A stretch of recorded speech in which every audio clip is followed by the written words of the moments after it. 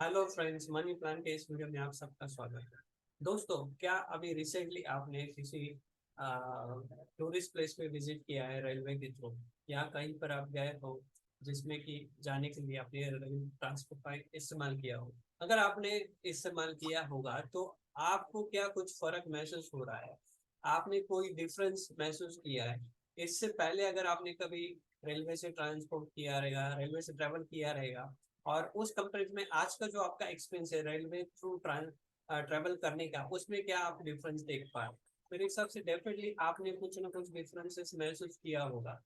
और मुझे लगता है कि ये क्यों आपने फील किया या ये क्यों आप फील करें, क्योंकि हकीकत में जो भी डेवलपमेंट्स रेलवे के रिलेटेड हो रहे हैं ये काफी ज्यादा तेजी से हो रहा है। पिछले 5 साल के कंपैरिजन में हम लोग बात करेंगे तो पिछले बजट में जो भी एक्स्ट्रा प्रोविजंस रेलवे के लिए की गई थी, रेलवे इंफ्रास्ट्रक्चर के लिए की गई थी, उसका इफेक्ट आज हम लोग देख पा रहे हैं। जो भी 4-5 साल में काम हुआ है वो हिसाब से। दोस्तों, हमारा देश बहुत बड़ा है और हमारी पॉपुलेशन इतनी ज्यादा है कि उसको ट्रांसपोर्ट करने के लिए, उसको ट्रैवल करने के लिए कुछ ना कुछ ऐसे प्रॉपर इंफ्रास्ट्रक्चर की बहुत ज्यादा जरूरत है। और जो भी इंफ्रास्ट्रक्चर है वो कॉस्ट इफेक्टिव भी हो और रिलायबल हो। तो ऐसे केस में रेलवे ये एक सबसे बेटर ऑप्शन हमारे लिए हो सकता है।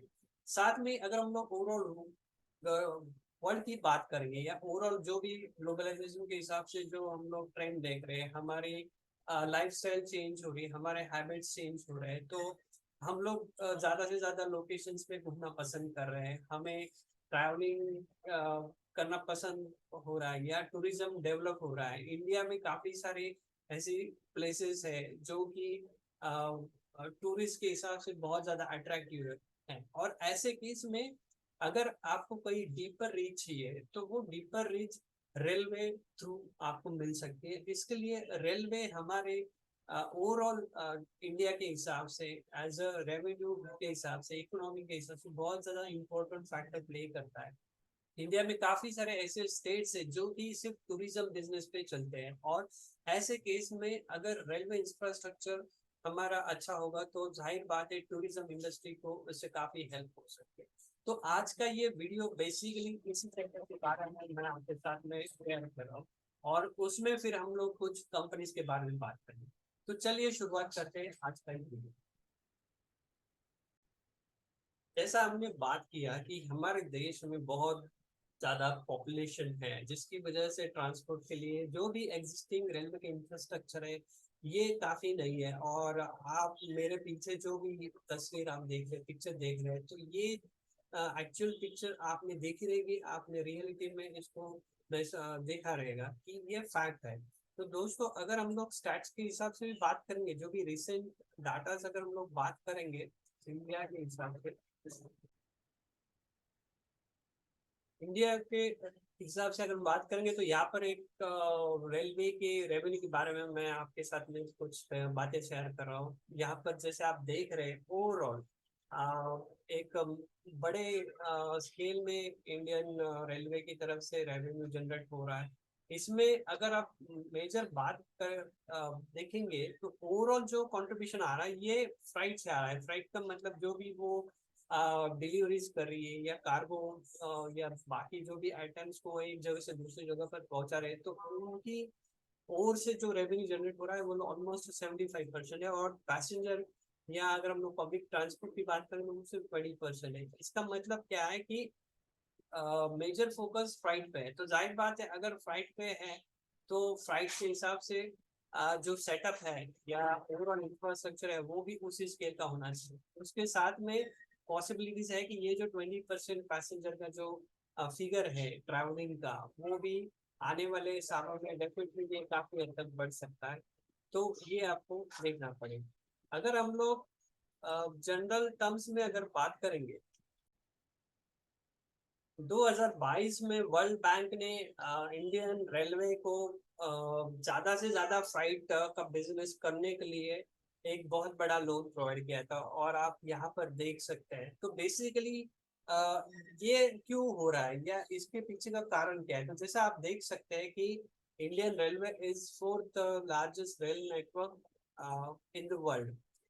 सो अगर हम लोग बात करेंगे इंडिया में सबसे इंडिया एक फोर्थ लार्जेस्ट रेल नेटवर्क है और सबसे मेन बिजनेस आ रहा है ये फ्लाइट से आ रहा है। तो फ्लाइट अगर बिजनेस बढ़ाना है या फ्लाइट को अगर और एक्सपांड करना तो उसके लिए एक बेसिक तरीके से एक अच्छा इंफ्रास्ट्रक्चर होना बहुत ज्यादा जरूरी है। अच्छा, फ्लाइट का में कुछ एडवांटेज अगर हम लोग बात करेंगे तो ऐसा कहा जाता है कि अब तक का जो सीन था उसमें मैक्सिमम जो ट्रांसपोर्ट जो होता है ये बाय रोड होता है। अब तक का जो भी लॉजिस्टिक्स का जो भी शिपमेंट्स होता है ये बाय रोड होता है। कोई भी चीज हम लोग कहीं पे भेजना चाहते हैं कुरियर से तो जनरली ये बाय रोड ट्रांसपोर्ट से ट्रक द्वारा भेजी जाती है। तो कंपैरिजन अगर हम लोग बात करेंगे तो रेलवे की कंपैरिजन में ओवरऑल ये परसेंटेज बहुत ज्यादा है। मतलब यहाँ पर देख सकते हैं 71% of India flight is transported by road और सिर्फ 17% बाय रेल। मतलब कि सिर्फ 17% जो कार्गो का ट्रांसपोर्टेशन होता है ये रेलवे से होता है और बाकी 71% तक का ट्रांसपोर्टेशन बाय रोड होता है। तो इसके लिए इस सेक्टर में इस कैटेगरी में इंडियन रेलवे को फ्लाइट का बिजनेस बढ़ाने की बहुत ज्यादा पोटेंशियल है। अच्छा, इसमें और एक चीज है, इससे क्या हो सकता है क्योंकि आप देख सकते हैं आपने देखा भी रहेगा कि इंडियन रेलवे के मैक्सिमम जो लोकेशंस पे जो ट्रेन ऑपरेट हो रही है ये इलेक्ट्रिसिटी पे ऑपरेट हो रही है। तो इसकी वजह से जो पोल्यूशंस जो नॉर्मली रोड ट्रांसपोर्ट से हो रहे हैं उसके कंपैरिजन में रेलवे ट्रांसपोर्टेशन से पोल्यूशन उतरे होने का चांसेस भी और वो बहुत कम है कंपेयर टू रोड ट्रांसपोर्ट। तो वर्ल्ड बैंक भी यही चाहता है कि इंडिया का जो भी ओवरऑल पोल्यूशन का जो एमिशन हो रहा है जो भी पोल्यूशन हो रहा है जिसमें मेजर कंट्रीब्यूशन रोड व्हीकल्स का हो रहा है तो उसको कम करने के लिए अगर वो जो रोड ट्रांसपोर्ट या रोड कार्गो का जो भी ट्रांसपोर्टेशन हो रहा है अगर उसका मैक्सिमम पोर्शन रेलवे थ्रू आगे होने लगे तो शायद वो उतना जो पोल्यूशन हो रहा है उसको हम लोग कम कर सकते हैं काफी हद तक। तो वो एक इम्पोर्टेंट चीज है। अच्छा, इसमें और एक चीज हम लोग कह सकते हैं कि ट्रक से जो भी ओवरऑल रोड में जो भी एक्सीडेंट हो रहा है ओवरऑल तो उसमें का लगभग क्या कहते हैं 12% तक का जो रोड ट्रांसपोर्ट रोड एक्सीडेंट्स हो रहा है ये ट्रक्स की वजह से हो रहा है। तो वो भी अगर रेलवे से मैक्सिमम फ्लाइट कार्गो ट्रांसपोर्टेशन होगा तो वो जो भी एक्सीडेंट्स है उनको हम लोग बचा सकते हैं। लगभग 16% जो डेथ हो रही है रोड एक्सीडेंट्स में वो ट्रक के कारण हो रही है। तो ये भी बहुत बड़ा इम्पोर्टेंट फैक्टर है। अच्छा, इसमें और एक चीज इंडियन रेलवे जो प्लान कर रही है कि 2030 तक जीरो कार्बन एमिटर के हिसाब से तो उसके लिए बहुत ज्यादा जरूरी है कि मैक्सिमम जो ट्रांसपोर्टेशन या जो भी फ्लाइट है वो रेल के थ्रू हो जाए। तो ये एक इम्पोर्टेंट चीज है। इसके लिए हम लोग इस सेक्टर को बहुत ज्यादा इम्पोर्टेंट मानते हैं। तो अब अगर हम लोग देख सकते हैं कि इतना इम्पोर्टेंट है ये रेलवे का सेक्टर ओवरऑल तरीके से इंडिया के लिए तो उस केस में इसमें जो भी काम करने वाली कंपनीज है वो कौन सी है और वो किस तरह से काम करती है या उनका ओवरऑल बेनिफिट्स हमें कैसे हो सकता है ये हम लोग बात करेंगे। तो जो मेन कंपनीज है जो रेलवे सेक्टर में काम करे उसमें से कुछ आप जानते होंगे। जैसे आईआरसीटीसी, जब भी आप टिकट बुक करते हैं तो आईआरसीटीसी के पोर्टल थ्रू आपने बुक किया होगा। उसके बाद में आरबीएनएल, आईआरएफसी, इरकॉन, रेलटेल, ये कुछ कंपनीज है जो कि रेलवे की कंपनीज है और रिसेंटली या पिछले कुछ सालों में इंडियन स्टॉक मार्केट में लिस्टेड हुई है। ये जाहिर बात है सारी की सारी कंपनीज गवर्नमेंट ओन कंपनीज है। तो आज अगर हम लोग बात कर रहे हैं जो भी आपने सुना रहेगा आज ओवरऑल इस सेक्टर में जो भी बूम आ रहा है या जो भी डेवलपमेंट हो रहा है उसके पीछे जो भी कारण है उसके बारे में हम लोग यहाँ पर बात करें। तो इसमें जो हमने बात किया आईआरएफसी का तो आईआरएफसी बेसिकली क्या काम करता है ये हम लोग देखते हैं।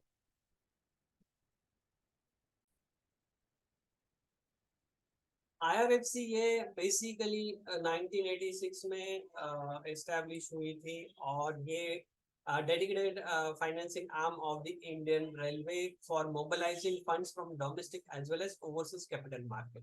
तो इस कंपनी का काम ये है कि रेलवे की एक्सपांशन के लिए जो भी इंफ्रास्ट्रक्चर बनाना है उसके लिए फंड का अरेंजमेंट ये कंपनी करती है। ये मार्केट से फंड अरेंज करती है और इंफ्रास्ट्रक्चर बनाती है, और ये इंफ्रास्ट्रक्चर बनने के बाद में उसको रेलवे को लीज पे दे देती है या किराए पे दे देती है। तो इस तरह से ये कंपनी काम करती है। और अगर हम लोग लेटेस्ट फिगर की बात करेंगे तो यहाँ पर आप देख सकते हैं कि अब तक का आईआरएफसी का cumulative funding to rail sector has crossed 5 lakh crore as on March 31 March 2022। मतलब 31 मार्च 2022 तक लगभग 5 लाख करोड़ का फंडिंग रेल सेक्टर के लिए आईआरएफसी ने कंप्लीट कर दिया है। तो बेसिकली ये फंडिंग जनरेट करने के लिए काम करती है। तो जैसे हमने बात की है कि हमारे इंडिया में जो भी डेवलपमेंट्स होने वाले, जो भी इंफ्रास्ट्रक्चर क्रिएट करना है उसके लिए पैसा खर्च करने की जरूरत पड़ेगी, और पैसा खर्च करने के लिए पैसा कहीं से लाना पड़ेगा। तो ये पैसा लाने का काम आईआरएफसी कर सकती है। इसके लिए पिछले कुछ महीनों से हम लोग देख पा रहे हैं जैसे भी डेवलपमेंट्स हो रहे हैं उसके हिसाब से आईआरएफसी के शेयर्स में आपने काफी ज्यादा ग्रोथ देखी रहेगी।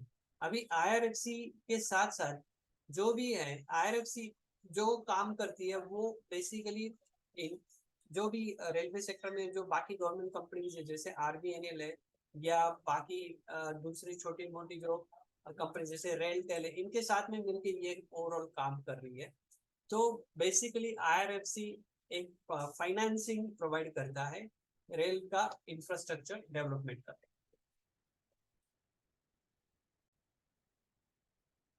रेल विकास निगम लिमिटेड ये बेसिकली डेवलपमेंट अथॉरिटी हम लोग कह सकते हैं इन शॉर्ट, जो कि रेलवे की डेवलपमेंट के लिए जो भी इंफ्रास्ट्रक्चर या सेटअप है उसको प्लानिंग करने का काम करता है, और साथ में उसको एग्जीक्यूशन का काम भी ये कंपनी करती है।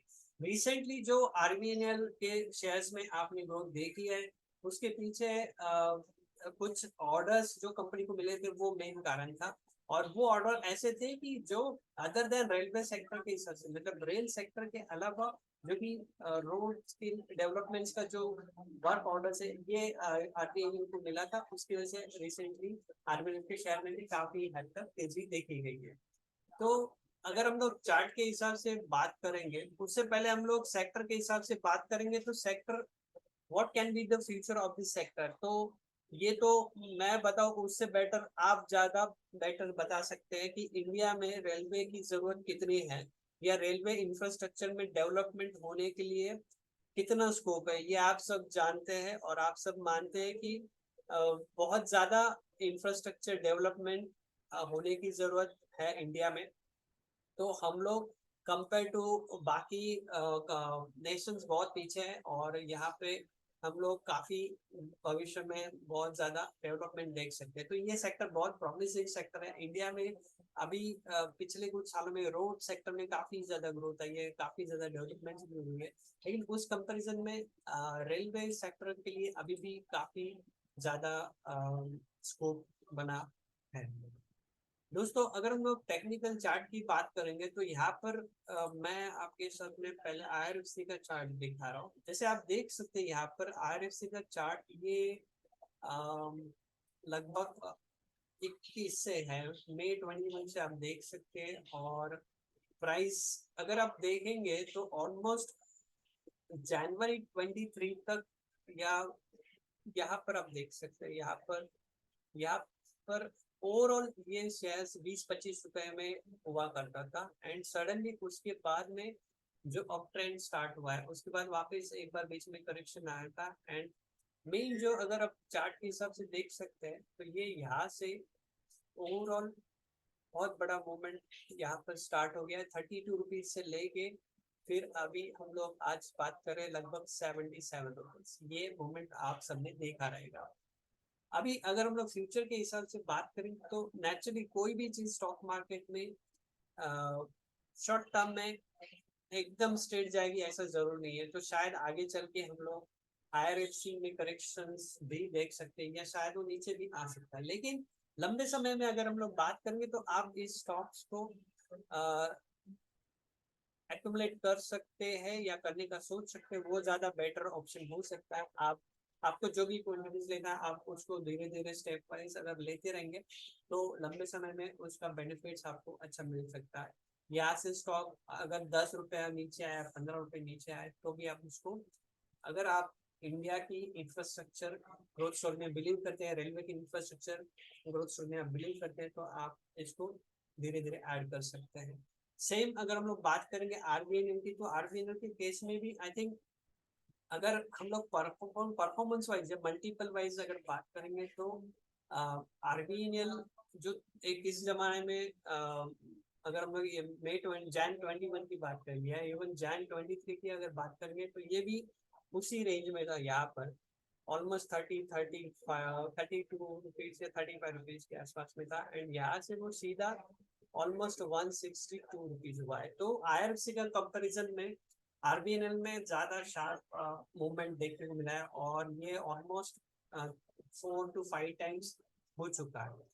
तो यहाँ पर भी बात वही आती है कि यहाँ पर भी अगर आपके इंडिया के ग्रोथ स्टोरी में आपको यकीन है, अगर आप यकीन करते हैं इंडिया के ओवरऑल रेलवे डेवलपमेंट के फ्यूचर के बारे में, तो डेफिनेटली आप आरबीएनएल को भी एक्यूमुलेट कर सकते हैं। लेकिन उसको भी आपको लेते समय स्टेप वाइज अगर आप लेंगे, तो शायद उसका बेनिफिट आपको बेहतर हो सकता है। आईआरएफसी मेरे हिसाब से जो हम लोग रेसेंट मूवमेंट देख पा रहे हैं, वो मुझे ऐसा लगता है कि अगर आपके पास में दो शेयर है जिसका रेट किसी का समझो एक का 150 है और एक का समझो 50 रुपया है या 45 रुपया है, तो आप उस एक ही सेक्टर में से जो दो स्टॉक है उसमें से आप कौन सा लेना पसंद करेंगे। तो एक नेचुरल टेंडेंसी होता है कि जिसका प्राइस कम है, हम लोग जनरली उसकी तरफ ज्यादा अट्रैक्टिव होते हैं। शायद आईआरएफसी के बारे में वही हो रहा है, और इसके वजह से पिछले कुछ महीनों में आईआरएफसी में ज्यादा सडन उछाल हम लोग देख पा रहे हैं।